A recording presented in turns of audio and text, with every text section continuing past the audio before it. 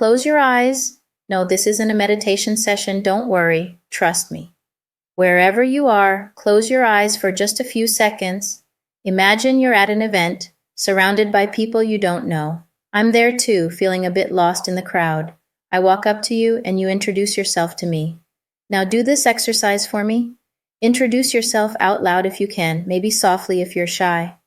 Okay, do it really loudly in your head if you don't want your colleagues catching you doing something else than working. If I'm not mistaken, you probably gave me the basic introduction kit, your name, age, profession. Whatever the context, these few seconds play a crucial role in how people perceive us. The ultimate social indicator, a sort of quick trailer that sets the tone for how others decide to treat us and inevitably impacts how we see ourselves. Introducing myself is something I've always hated. I can't stand being put in a box. And what I hate even more is being judged. Or rather, being judged unfairly. Because what if, while introducing myself, I stutter even for half a second? Bam. I'm immediately labeled in a way that doesn't fit me at all. The problem is, when you're on a quest for identity and all you want is to be accepted, the cards are quickly stacked against you. If others play a role in shaping my identity, and thus my destiny, the challenge is finding the balance between who I am at this moment, how others see me or want me to be, and who I aspire to be. And you, do you know who you are?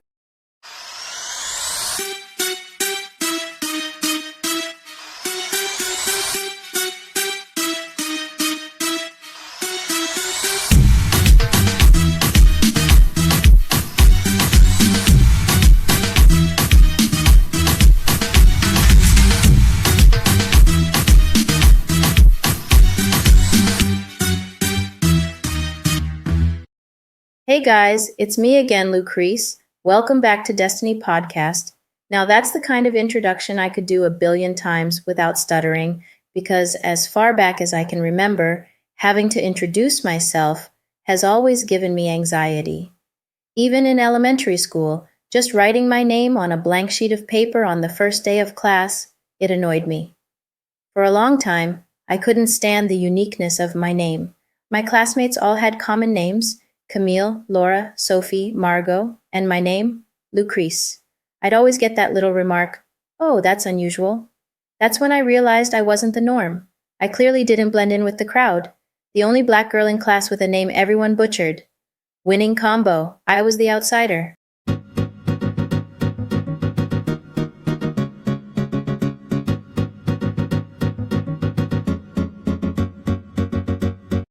This feeling stuck with me for a long time. I've lost count of the times I felt out of place. Even though I had all the internal characteristics of an outsider, on the outside, I looked more like the popular cheerleader girl. Okay, maybe not exactly the popular cheerleader girl, I'm exaggerating a bit. But what I mean is, from the outside, I seemed more than integrated. I never had trouble making friends.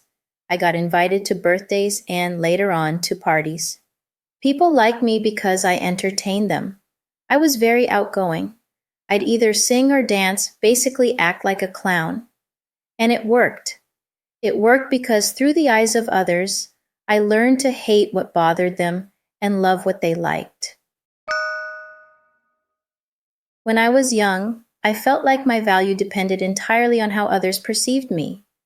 My cheerful side was my way of compensating for my difference to be accepted. I felt I was different. Beyond my skin color and kinky hair, I also thought differently. The effect of others' perception was deeply ingrained in some aspects of my life and greatly influenced how I behaved and the choices I made, and that applied to both small and big things. Like when everyone in middle school wore TN sneakers except me, or when I told my dad I wanted to take up boxing, and he asked me to choose another sport because I couldn't do a boys' sport. Or when I told my friends I wanted to be an actress and they laughed in my face saying it was impossible. Or when I told a friend I wanted to be a journalist and work on TV, and she too said it was impossible. All these micro-perceptions from those close to me had an impact. And I'm sure this has happened or is happening to you too. But listen, We can't base our lives and happiness on the approval of others.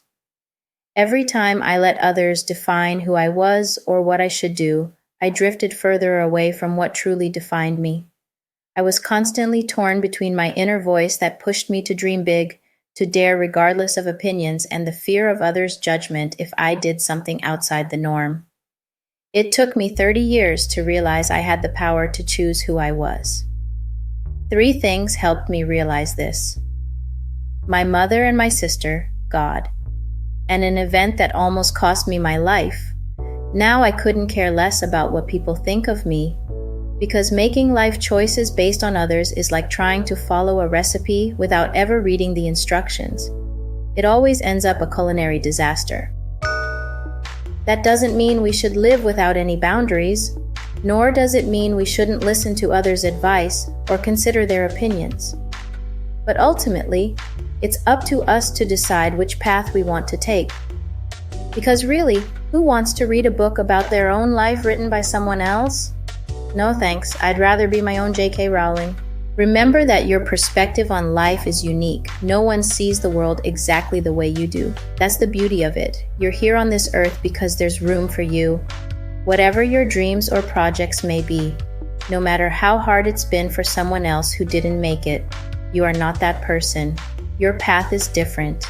Have faith. Lesson 2. Stay true to yourself and follow your instincts. Hey, this was Lucrece. Thanks for listening today. See you soon on Destiny Podcast.